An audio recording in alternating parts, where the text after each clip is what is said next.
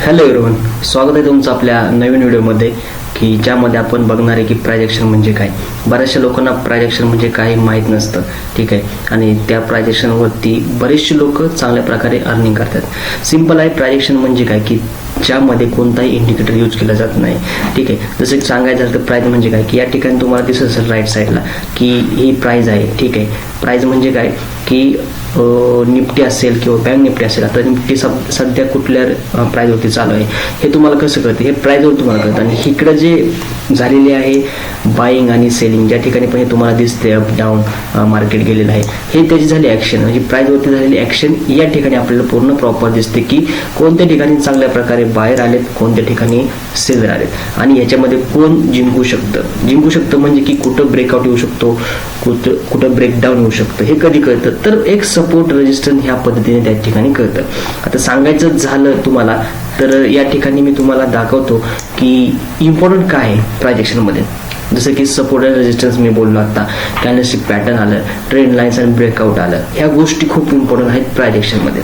आता सपोर्ट आणि रेजिस्टन्स म्हणजे काय की जी प्राइस असते, ठीक आहे, जी प्राइस असते जसं की ही प्राइस या ठिकाणी तुम्हाला शो होते की या ठिकाणी मार्केट पूर्ण सपोर्ट घेते. 1 time, second time, third time, fourth time, म्हणजे इथून मार्केटने सपोर्ट घेऊन जी प्राइस अप मूव्ह केलेली आहे त्यालाच बोललं जातं प्राइस ॲक्शन.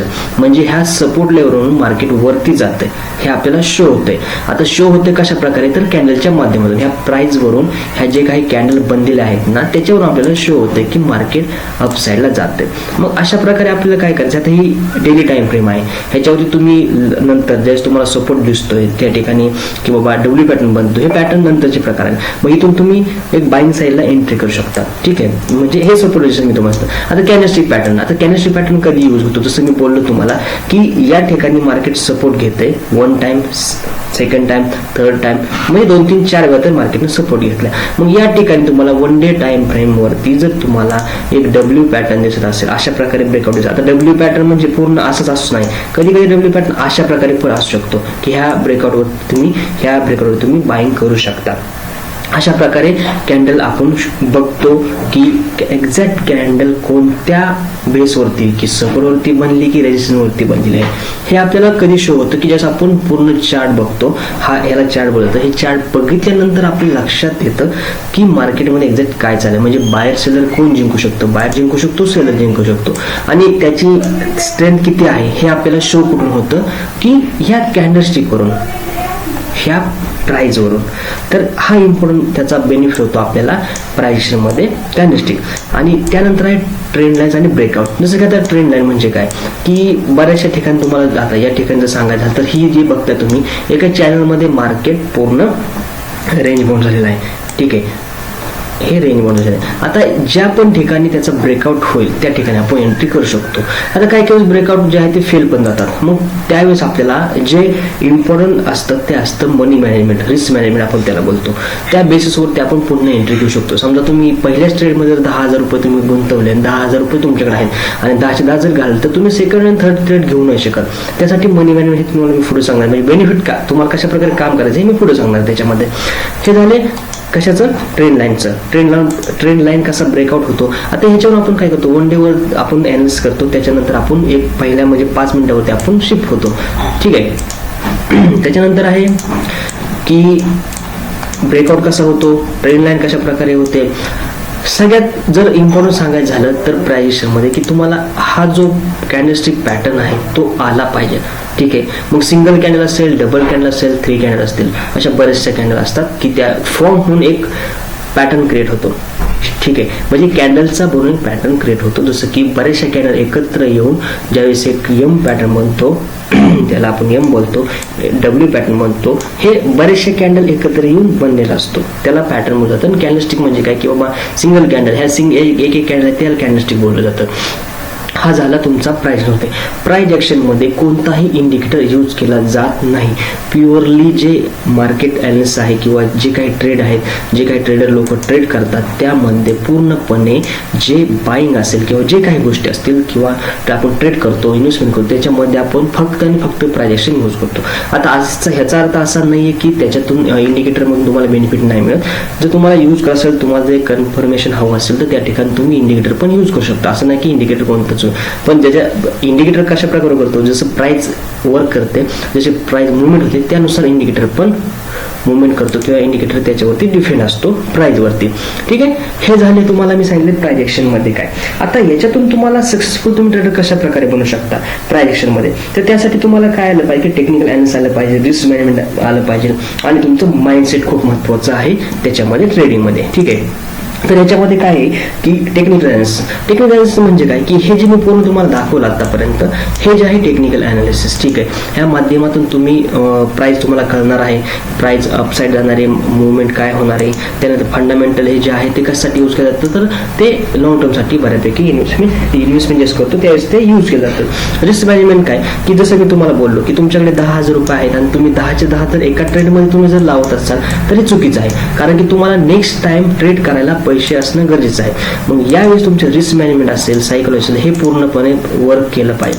यासाठी मी काय बोलतो की रिस्क मॅनेजमेंट खूप इम्पॉर्टंट आहे की तुम्ही ज्यावेळेस ट्रेडिंग करत असाल, इन्व्हेस्टमेंट करत असाल, सगळ्या गोष्टी. आणि त्यानंतर माइंडसेट ही खूप तुमचं चांगलं असणं गरजेचं आहे, जसं की आपण सायकोलॉजी बोलतो. ठीक आहे, आता कसं बघा, आता तुम्ही या ठिकाणी 10,000 रुपये इन्व्हेस्टमेंट केलेले आहेत एखाद्या स्टॉकमध्ये, एखाद्या रिलायन्समध्ये. समजा मी रिलायन्स आपण चार्ट घेऊया, एकच मिनिट. आता रिलायन्सचा तुम्ही या ठिकाणी बघत असाल की ते ब्रेकआउट लेवल आलेलं आहे. आता या ठिकाणी तुम्ही 10,000 रुपये इन्व्हेस्टमेंट केले आणि 10,000चा प्रॉफिट जर तुम्हाला आता या ठिकाणी 2,000 दिसत आहे, त्यानंतर 3,000 दिसत आहे, मग तेच तुम्ही पॅनिक होऊन एक्झिट कराल.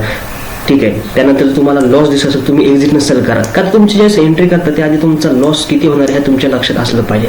आणि ज्यावेळेस तुमचा SL येणार आहे, म्हणजे तुमचा लॉस ज्यावेळेस तुम्हाला एक्झिट कट करायचा आहे त्यावेळेस तुम्ही कट केलं पाहिजे. हा तुमचा माइंडसेट असलाच पाहिजे. दुसरी गोष्ट म्हणजे की तुमचं रिस्क मॅनेजमेंट असतं, रिस्क रिवॉर्ड.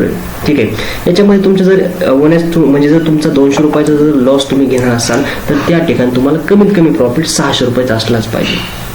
कारण की जरी तुमचे SL हिट होत असले तरी तुम्हाला जो इन्कम आहे, तुमचा जो काही प्रॉफिट आहे तो तुमच्या रिस्क रिवॉर्डमधूनच विनिंग रेट जास्त असला तरच तुम्ही प्रॉफिट या ठिकाणी राहणार आहे, नाहीतर तुम्ही लॉसेस हे फेसेस करत राहतात. तर अशा प्रकारे पूर्ण प्राइस ॲक्शन आहे, याच्यामध्ये काही डिफिकल्ट नाही की तुम्हाला. आणि दुसरी गोष्ट की याचा अर्थ असं नाही की तुम्ही आता प्राइस ॲक्शन बघितले तुम्ही लगेच शिकणार आहे, नाही, तुम्हाला टाइम द्यावा लागणार आहे की मार्केट कशा प्रकारे मुवमेंट करतं, काय करतं. आता ह्याच्या प्राइस ॲक्शनमध्ये महत्त्वाचं काय ते कॅन्डलस्टिक. आता नेक्स्ट व्हिडिओमध्ये मी कॅन्डलस्टिक कशा प्रकारे बघायची किंवा कॅन्डलस्टिक कोणती असते, महत्त्वाची कोणकोणती कॅन्डलस्टिक आहेत, हे मी सगळं तुम्हाला सांगणार आहे पुढच्या व्हिडिओमध्ये. तर तुम्ही व्हिडिओ नक्की बघा. आणि माझं तर सांगणार आहे की जर तुम्ही नवीन असाल तर सध्या तरी ट्रेडिंगच्या आधी लागू नका, तुम्ही आधी मार्केट काय ते शिकून घ्या. तुम्हाला टेक्निकल ॲनालिसिस आल्यानंतर किंवा लॉंग टर्मसाठी जर तुम्ही करणार असाल इन्व्हेस्टमेंट तर यासाठी टेक्निकल ॲनालिसिस आलंच पाहिजे असं काही नाही आहे. किंवा जरी तुम्हाला जाणून घ्यायचं असेल तर नक्की बघा व्हिडिओ. कॅन्डलस्टिक काय असतं, कशा प्रकारे पॅटर्न फॉर्म होतात, डिमांड सप्लाय काय असते, कुठून मार्केट अप मुवमेंट देऊ शकतं, जरी नाही दिले तर आपण काय करू शकतो, ह्या गोष्टी तुम्हाला कधी कळतील ज्यावेळेस तुम्ही प्रॉपर सगळे ॲनालिसिस करताल, सगळ्या गोष्टी तुम्हाला माहिती असतील त्याविषयी कळणार आहे. तर त्याच्यामुळे तुम्ही आपल्या चॅनलला सबस्क्राईब करा, लाईक करा. सगळ्या गोष्टी मी तुम्हाला प्रॉपर या ठिकाणी दाखवणार आहे, प्रॉपर तुम्हाला नॉलेज पण देणार आहे. ज्यावेळेस तुम्हाला प्रॉपर लक्षात येईल, ज्यावेळेस तुमचा कॉन्फिडन्स तुम्हाला येईल की आपण करू शकतो, त्यावेळेसच तुम्ही त्या ठिकाणी तुमची क्वांटिटी वाढवा, त्या ठिकाणी तुमची इन्व्हेस्टमेंट वाढवा, त्यावेळेसच तुम्ही काम करा.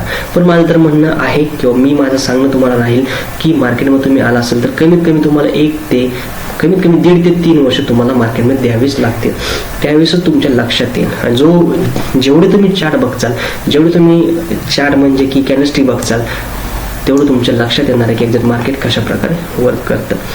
तर पुन्हा भेटू आपण दुसऱ्या व्हिडिओमध्ये, त्यामध्ये मी पूर्ण कॅन्डलस्टिक कशा प्रकारे आहे का, कशा प्रकारे ते मार्केटमध्ये वर्क करतात, त्याचं खरंच बेनिफिट होतो का, ह्या सगळ्या गोष्टी मी तुम्हाला दाखवणार आहे. प्राइस ॲक्शन सिंपल आहे. प्राइस ॲक्शन म्हणजे अजून पण सांगतो की ज्या ठिकाणी सप्लाय डिमांड होत असेल क्रिएट किंवा रेजिस्टन्स आणि सपोर्ट क्रिएट होत असेल प्रत्येक वेळेस जर मार्केट येऊन जर सपोर्टवरती जर बाईंग होत असेल तर तो सपोर्ट आहे तो वीक होऊन जातो. ठीक आहे, नेक्स्ट टाइम जर तो ब्रेक होत असेल तर त्या ठिकाणी आपण एंट्री करू शकतो. त्याच प्रकारे रेजिस्टन्स आहे, ज्या ठिकाणी 1 टाइम टच झालं, 2nd टाइम टच झालं, 3rd टाइम टच झालं, 4th टाइम ज्यावेळेस ब्रेकआउट दिला जातो त्यावेळेस झालं होतं त्याला बोलतो ब्रेकआउट, म्हणजे रेजिस्टन्स ब्रेक केलेला आहे. ह्या जो काही पॅटर्न असतील, जे काही कॅन्डलस्टिक या ठिकाणी फॉर्म होतात त्यालाच प्रायजेक्शन बोललं जातं सिंपल भाषेमध्ये. काही अवघड नाही, कोणताही इंडिकेटर या ठिकाणी यूज केला जात नाही. काही लोक करतात, तुम्हाला करायचं नंतर नाही केलं तरी पण चालेल, पण त्यासाठी तुम्हाला प्रायजेक्शन आली पाहिजे असे स्टॉक बाय करण्यासाठी किंवा ट्रेडिंग करण्यासाठी, की तुम्हाला लक्षात आलं पाहिजे की एक्झॅक्ट पाठीमागच्या साईडला कशा प्रकारे वर्क झालं, की मागच्या वेळेस फेल गेलं होतं का, डिमांड कुठं होते, सप्लाय कुठं होतं, रेजिस्टन्स आणि सपोर्ट कुठं होता, कुठून लिक्विडिटी ही स्वीप होऊ शकते. ह्या सगळ्या गोष्टी, लिक्विडिटी वगैरे हा नंतरचा पार्ट झाला, पण प्रायजेक्शन तुम्हाला आली तर तुम्ही डेफिनेटली याच्यामध्ये काम करू शकता. ठीक आहे, भेटू आपण पुन्हा दुसऱ्या व्हिडिओमध्ये. Thank you so much.